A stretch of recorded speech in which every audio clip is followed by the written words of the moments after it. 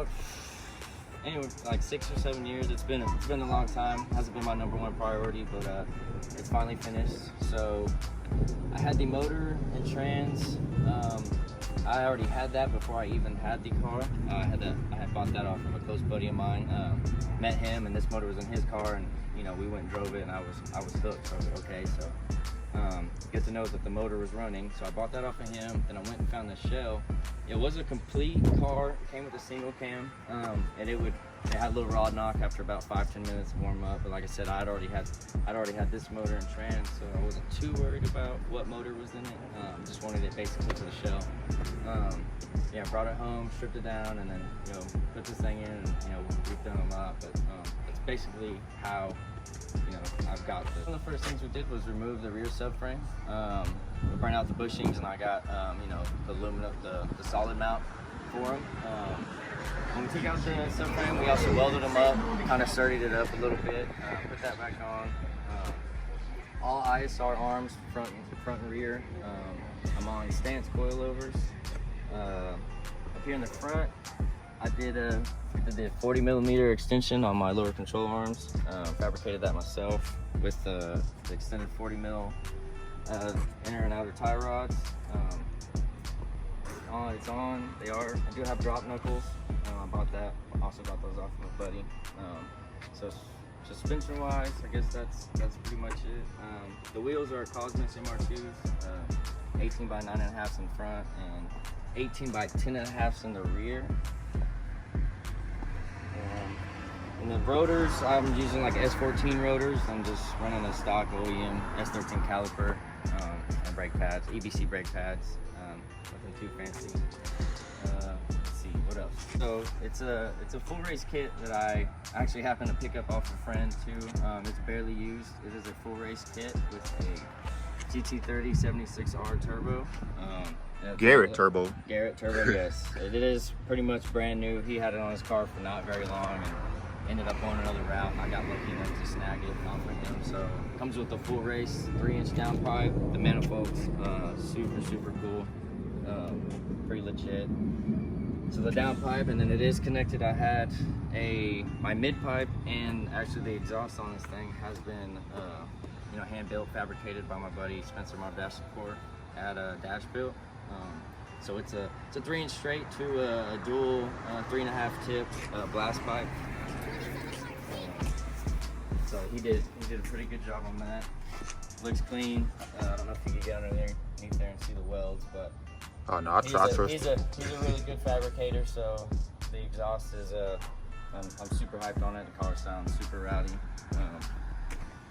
So what's next? I guess the motor. Talk about the motor. Motor, yeah. It's just stock, all stock internals.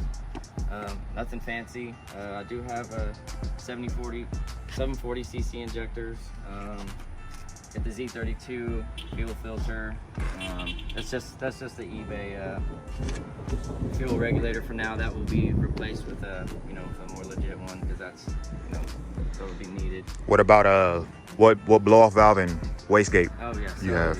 Got the tile blow off and the tile. I guess what is the MB44? 48 millimeters, something like I that. believe it's the biggest one they have. Yeah, but that all came included with the kit. So that was all included with the payment. And other than that, it's all stock, and just make sure we did everything right. We got all good parts for it. Flexolite fans. Those are pretty powerful, pretty good fans. So where we had to wire them up each on a separate switch because they pulled so much. Still got some work to do. The harness, I know it's ugly, but we just got this thing running, so we are going to pull it out and kind of sleeve it up, tuck it where needed to, and hopefully hide most of it. How can you tell us? Sorry, I didn't mean to cut you off, but can you tell us the body? So over fenders. So the kit, it's a hatchback, and then these are the Type 3 over fenders from Fine Line Tuning. The over fenders and the front fenders. I do have a D-Max Type 3 kit that I also purchased off of a buddy, JR, for anybody that knows him. I got that kit off from him at a pretty good deal, so I'm thankful for that. So this will be, pretty much a D-Max Type 3 full body kit. Yeah. I have a hood for it, but I like looking at this thing, so we'll wait until we put that on. Other than that, Did you tell us how wide the overs were in the rear? Do you know? 55 mils? 55, yeah. Oh, Yeah, so the wheels, I think the front, the 18 by 9.5 wheels are like plus 15. And I want to say maybe the same for these, if not more. I still, like I said, the ride height is about where it needs to be. I do need some spacers.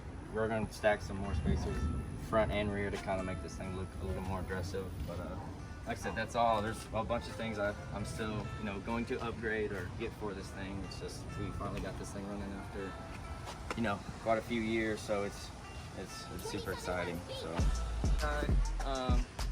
some knockoff Bride low max seats, bucket seats.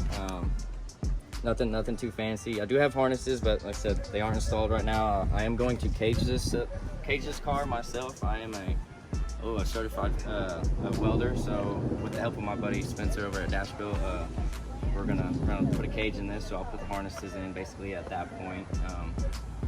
I do have a handbrake for it. It's not in here yet. I do have to get the inlines for it, so it's just a stock e-brake for now. It's super ugly, but it's not gonna stay in there. All AEM gauges, and then one odometer tack. It's oil pressure, water temp, air, fuel, and boost. The whole car is wired up on a what was that, 5 or 6 switch Moroso Rockstar panel, I believe. Oh shit, let me try to get that. Yeah, so this whole car is wired up on those switches. You got your ignition that turns everything on. You know, fan 1, fan 2, lights, and then the last one is going to be a wiper switch. And that's basically it. The whole inside chassis harness, you can see it. We made it ourselves from scratch and kind of tucked it. We'll tuck it more when we get to that point, but it's ran all the way to the back. It's a bit dark in here, but yeah, it's super clean. Yeah.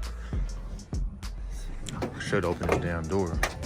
So there's the energy wheel, the energy quick release, and I said nothing too fancy.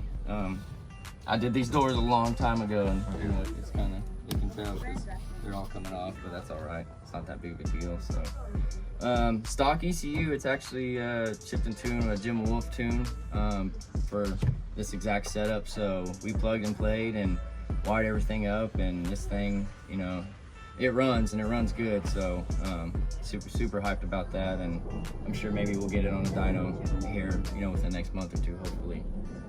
Right on.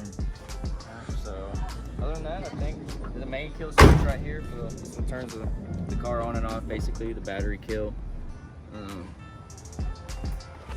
Said all this. Other than that, I mean, I'm trying to think if there's anything, nothing too fancy. Z32 math. Yeah, Z32 math. All these, I mean, you got your filter for the oil for the turbo. I was gonna say, can you explain to people what this is? Because when I seen it, I didn't know. Yeah, so turbo gets cooled by, you know, oil, water, or both. So this is for the oil, basically, which goes in to help cool the turbo, but there's a filter on it. So it's filtering, it catches anything that, you know, could possibly potentially ruin the turbo. It's a very nice turbo, and I don't want to mess it up. So I figured that was, you know, a good investment. It wasn't too pricey, but it's definitely worth it. But other than that, everything else, Turbo Smart Boost Controller, got that from Summit here locally. Z32 MAF with the ISR filter. Let's see.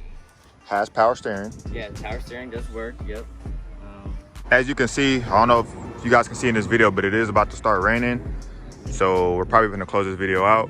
All right, everybody. Thanks for checking out the video. Hope y'all liked it. Please help my boy out, Life with Clutch, with a like and subscribe, and leave a comment below if you've got any questions, or follow me on any of my platforms at TC Maybra. Thank you. Video.